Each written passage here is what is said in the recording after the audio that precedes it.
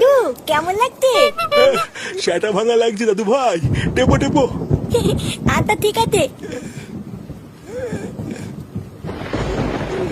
হ্যাঁ গো, আজকে কি রান্না করব? ঘরে শাক সবজি কিচ্ছু নেই।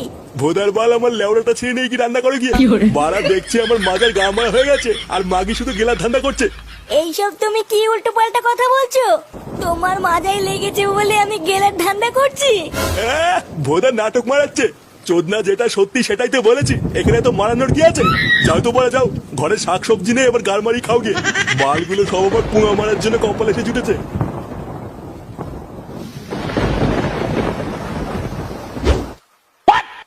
ফুটো, ফুটো, কিরে গুড মর্নিং ওঠ। এ কি গো পটুদা, এর অবস্থা তো খুবই খারাপ। ভোদার বাল, তোকে আমি তখনই বলেছিলাম ওকে একটা গোটা বোতল দিস না। এবারে চুদির ভাইটাকে নিয়ে কি করবি?